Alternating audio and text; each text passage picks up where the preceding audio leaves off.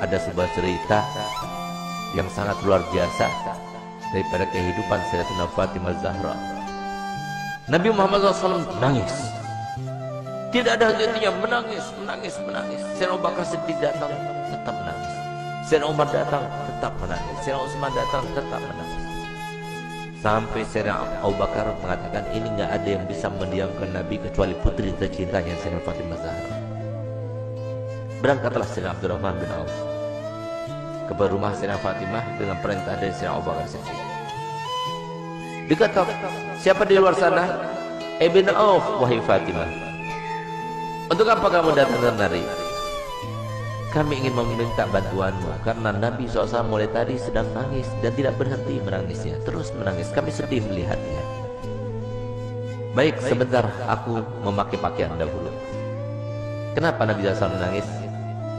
Karena Nabi telah diturunkan ayat yang berbunyi, wa in minkum illa wariduha. Tidak ada seorang pun dari kalian kecuali pasti akan melewati di atas neraka itu. Itu yang bikin nangis Nabi. Tidak ada satupun dari kita kecuali kita akan melintas di atas jahanam.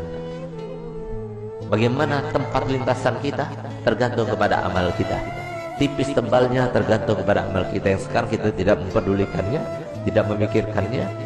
Nanti semuanya akan terpampang di depan mata kita dan kita akan melewatinya. Semoga kita termasuk yang mendapatkan amal yang banyak, yang menyenangkan hati baginda Rasul Muhammad SAW.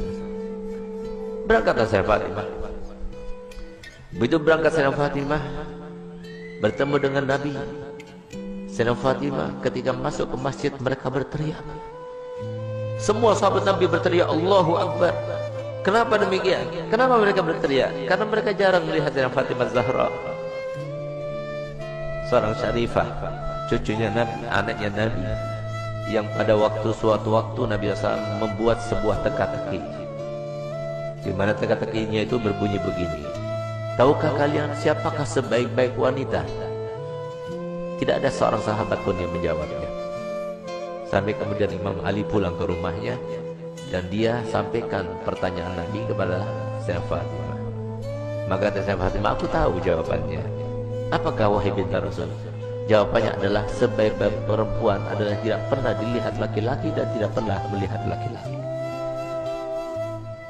Ketika Sayyidatina Fatimah datang dan para sahabat banyak yang tidak mengetahui dengan Sayyidatina Fatimah, mereka berteriak semuanya.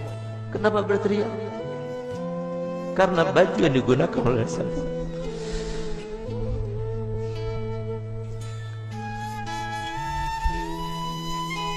baju yang dibuka,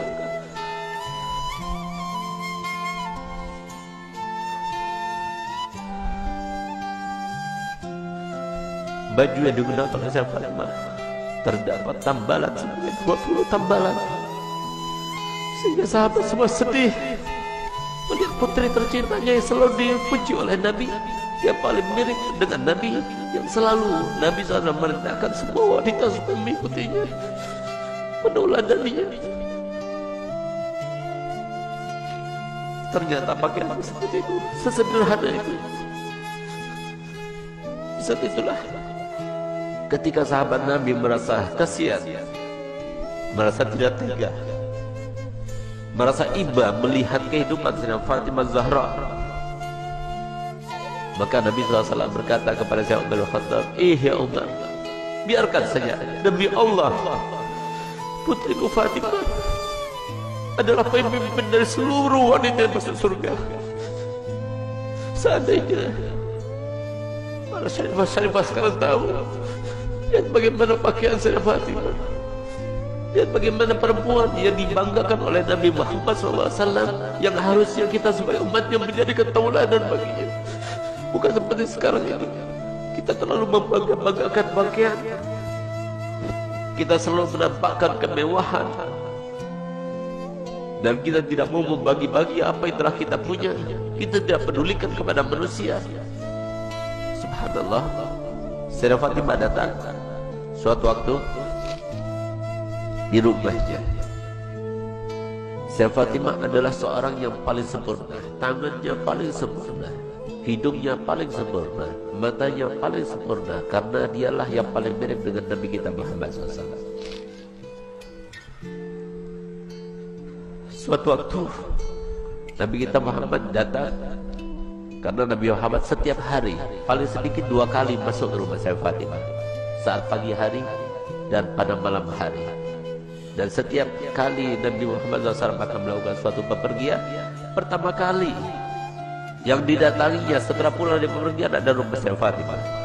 Dan terakhir kali rumah yang didatangi sebelum dia berangkat adalah rumah saya Fatimah Zahra.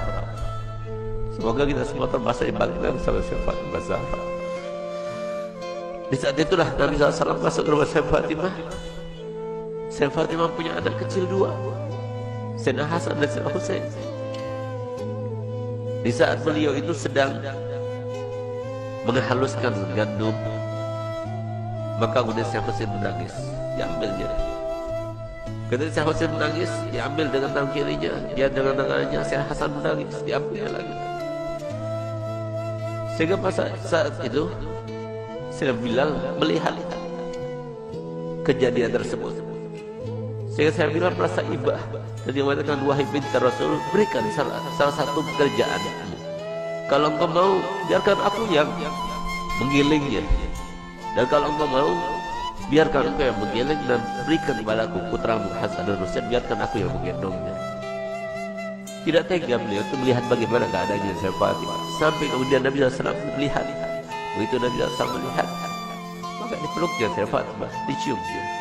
Setiap kali Nabi SAW bertemu dengan saya Fatimah, dipeluknya dan dicium di jidatnya sebagai tanda bahwa saya Nabi SAW ridho kepadanya. Bahkan tempat duduknya pun yang tidak diduduki oleh siapa juga, kalau saya Fatimah datang, maka tempat duduknya diberikan oleh Nabi SAW kepada saya Fatimah Zahra.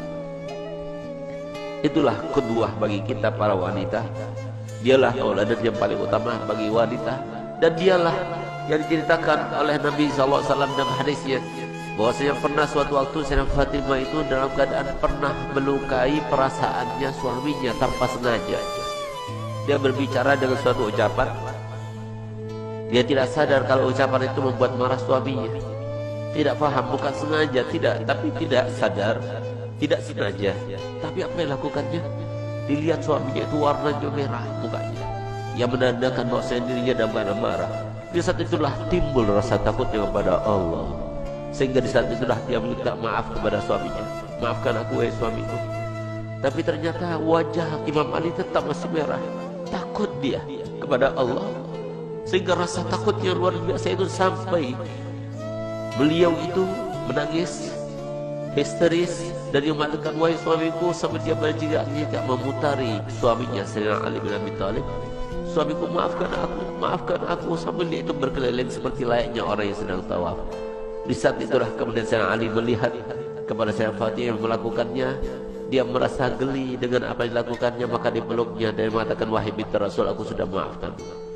Subhanallah, sore harinya dia bertemu dengan ayahandanya Nabi Muhammad SAW. Ketika bertemu dengan Nabi Muhammad, maka apa jar Nabi Muhammad? Ya Fatimah, telah sampai kepadaku apa yang telah kamu lakukan tadi. Kalau seandainya engkau meninggal dunia sebelum engkau mendapatkan maaf dari suamimu, maka niscaya aku tidak akan melaksanakan sholat jenazah terhadapmu. Disinilah maka para ulama mengatakan bahwasanya istri yang tidak solihah, maka dia itu tidak akan mendapatkan syafaatnya Nabi Muhammad SAW. Banyak di antara kita yang tidak faham bahwasanya surga itu murah disangkanya, surga itu mudah untuk kita dapatkan. Siapa bilang? Rasulullah telah bersabda, ala inna sil'atallah ghaliyah, ala inna sil'atallah ghaliyah. Ketahuilah bahwasanya barang yang dijanjikan Allah Ta'ala dengan sabar kalian, dengan kalian sabar melaksanakan perintah kami, dengan kalian sabar dengan melaksanakan perintah Allah, itu sangat mahal harganya. Yaitu janji Allah untuk kalian adalah surga. Tidak mudah untuk mendapatkan surga, mudah. Harus sabar, harus melawan hawa nafsu.